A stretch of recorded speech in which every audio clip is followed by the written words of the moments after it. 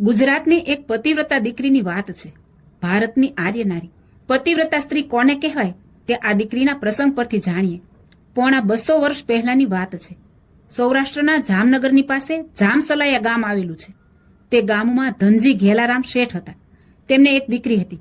દીકરીનું નામ નાથી હતું. જામનગરના દરિયા કિનારે મોટું વેપાર મથક હતું.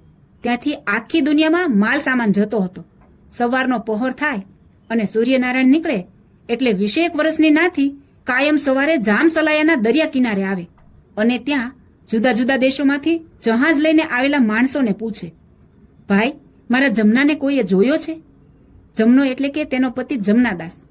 આ દીકરી દરરોજ દરિયા કિનારે આવે અને બધાને પૂછે, પણ કોઈ એમ ન કહે કે હા, અમે તારા જમનાને જોયો છે. છેવટે નિરાશ થઈ ઘરે જતી રહે. આ તેનો નિત્યક્રમ બની ગયો હતો. આવું સતત 5 વર્ષ સુધી ચાલ્યું. હતું એવું કે બાજુના પડાણા ગામના હરકચંદ શેઠના દીકરા જમનાદાસ સાથે 9 વર્ષની ઉંમરે નાથીના લગ્ન થયા હતા. પહેલા એવો રિવાજ હતો કે નાનપણમાં દીકરા દીકરીના લગ્ન કરી દેતા અને પછી દીકરીને પિયરમાં જ રાખતા. તે જ્યારે ઉંમરલાયક થાય ત્યારે દીકરીને સાસરે મોકલતા. 9 વર્ષની ઉંમરે આ દીકરીના લગ્ન જમનાદાસ સાથે થઈ ગયા હતા અને દીકરી પિયરમાં રહેતી હતી. અને આ દીકરીનો પતિ જમનાદાસ એક દિવસ નોકરી ગોતવા નીકળ્યો હતો. ત્યારે જામસલાયાના સુંદરજી શેઠને ત્યાં તેને નોકરી મળી ગઈ. તેને કામ શું કરવાનું હતું? જહાજ લઈને વિદેશ જવાનું. એક દિવસ એક જહાજ લઈને સુંદરજી શેઠે નાથીના પતિ જમનાને એમ્બોય મોકલ્યો. આ જહાજમાં કચ્છના માંડવી અને કાંડાગરાના કેટલાક યુવાનો હતા અને આપણા સૌરાષ્ટ્રના હાલારના યુવાનો પણ હતા. આમ 30 જણા સાથે જમનાદાસ આ જહાજ લઈને એમ્બોય ગયો હતો, પરંતુ એમાંથી કોઈ પાછું આવ્યું નહીં. હવે બન્યું એવું હતું કે આ જહાજને ચીનના એક ખુખાર લૂંટારા ચાંગે એ લૂંટી લીધું હતું અને એ 30 જણાને ગુલામ બનાવી રાખ્યા હતા. એમ્બોયથી 150 માઇલ દૂર ચાંગબેટ પર આ લૂંટારો રહેતો હતો. તેણે આવા કેટલાય દેશના જહાજોને લૂંટ્યા હતા. એમાં આ સુંદરજી શેઠનું જહાજ પણ લૂંટ્યું. તેથી નાથીનો પતિ જમનાદાસ ગયો ઈ ગયો, પાછો ન આવ્યો. એટલે નાથી દરિયા કિનારે જતી અને તેના પતિને શોધતી, બધાને પૂછતી કે મારા જમનાને કોઈએ જોયો છે, પણ કોઈ વાવડ આપતું નથી. તેમાં એક દિવસ સવારે નાથી દરિયા કિનારેથી પૂછીને પાછી જતી હતી. ત્યારે ઓખાનો વાઘેર જહાજ લઈને આવ્યો અને એણે નાથીને કહ્યું કે બહેન, તારા પતિના વાવડ મળી ગયા. તારો જમનો એમ્બોયથી 150 માઇલ દૂર ચાંગબેટ છે. ત્યાં એક ખુખાર લૂંટારાએ તારા જમનાના જહાજને લૂંટીને તેમાં જે 30 જણા હતા તેને ગુલામ બનાવીને રાખ્યા છે. હવે તારો પતિ પાછો આવે એવી આશા ન રાખતી, કારણ કે એ ચાંગબેટમાં જે લોકો જાય તે ક્યારેય પાછા નથી આવતા. આ સાંભળીને નાથી રાજીના રેડ થઈ ગઈ. મારો જમનો મળી ગયો એમ કહેતી નાથી દોડતી દોડતી ઘરે આવી અને એની માને કહેવા લાગી કે માં, જમનાના વાવડ મળી ગયા. ત્યારે તેની માએ પૂછ્યું કે ક્યાં છે? તો કહે, એમ્બોયથી 150 માઇલ દૂર ચાંગબેટ આવેલું છે, ત્યાં મારો પતિ છે અને ચાલ ત્યાં આપણે જવું છે. ત્યારે તેની મા કહે કે તું ગાંડી થઈ ગઈ છો કે શું? ત્યાં કેવી રીતે જવાય? ત્યારે નાથી કહે, માં, તારે ન આવવું હોય તો ઠીક છે, હું એકલી જ જઈશ, પણ હું મારા જમનાને લાવીશ. નાથીએ તેની પાસે જે કંઈ જમાપૂંજી અને ઘરેણાં હતા તે લઈને સુંદરજી શેઠ પાસે ગઈ અને એમ કહ્યું કે શેઠ, આ લ્યો આ ઘરેણાં, તમે મને પૈસા આપો, મારે મારા જમના પાસે જવું છે. શેઠ, તમારી ફરજ આવે મારા પતિને છોડાવવાની, કારણ કે તમારું જહાજ લઈને મારો પતિ ગયો હતો. ત્યારે સુંદરજી શેઠ કહે, નાથી, મેં તેને છોડાવવા કેટલાય પૈસા મોકલ્યા, પણ તેણે પૈસા લઈ લીધા, પણ કોઈને છોડ્યા નહીં. એ બહુ મોટો લૂંટારો છે, તે કોઈને છોડતો નથી. તું ખોટી જીદ રહેવા દે. ત્યાં જે જાય છે એ કોઈ પાછા નથી આવતા. આમ શેઠે નાથીને બહુ બહુ મનાવી, પણ નાથી એકની બે ના થઈ. એ પતિવ્રતા સ્ત્રી સામે સુંદરજી શેઠ પણ ડગી ગયા અને શેઠે કહ્યું કે તારો એમ્બોય જવાનો બંદોબસ્ત હું કરું છું. આ પતિવ્રતા સ્ત્રીની અડગતા જોઈને શેઠે કહ્યું, બેટા, તું ત્યાં જઈને જે માણસને મળવાનું કહું એને મળજે. એ આપણા હાલારના મુસલમાન છે અને વેપાર માટે ત્યાં રહે છે. સારા અને ખાનદાની માણસ છે, એ તારી મદદ કરશે.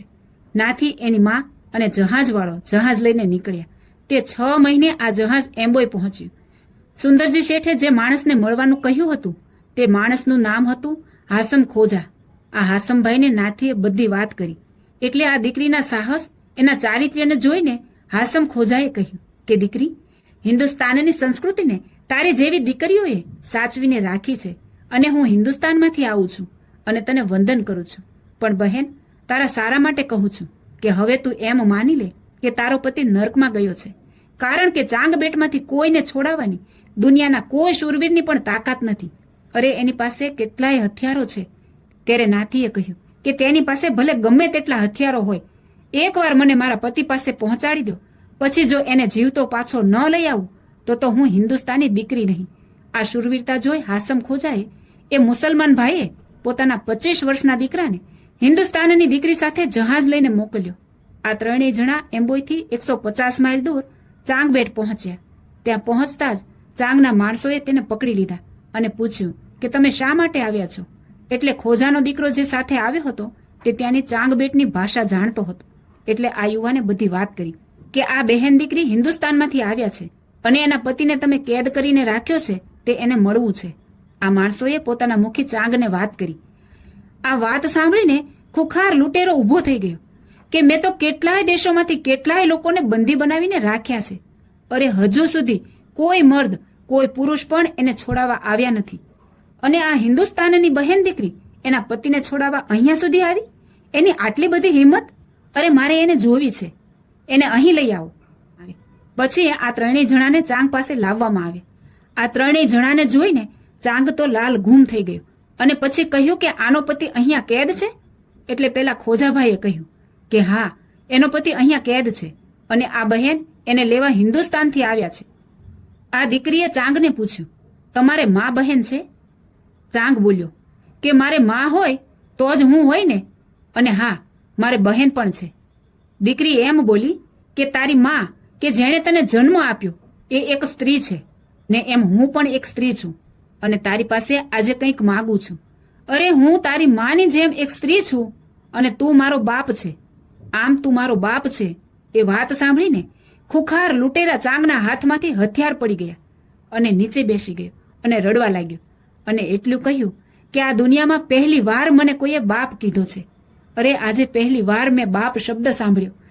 ચાંગ બોલ્યો, દીકરી, હવે તારે બીવાની કઈ જરૂર નથી. તું લઈ જા તારા પતિને, તે મને બાપ કહ્યો છે. ત્યારે નાથીએ એમ કહ્યું કે મને દીકરી કહે છે? તો કહે હા. તો સાંભળો, મારા સૌરાષ્ટ્રમાં રિવાજ છે કે બાપ દીકરીને કાપડું આપે.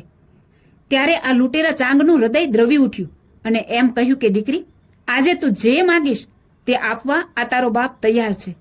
ત્યારે હિન્દુસ્તાનની આ દીકરીએ માગ્યું, તમે મારા પતિની સાથે બીજા 29 જણાને બંદી બનાવીને રાખ્યા છે ને, એ મારા બંધુઓ કહેવાય, મારા સૌરાષ્ટ્રના ભાઈઓ છે, એને છોડી દો. આમ આ પતિવ્રતા સ્ત્રી વિદેશમાંથી 30 જણાને પાછા લઈને આવી હતી. ધન્ય છે આવી પતિવ્રતા નારી.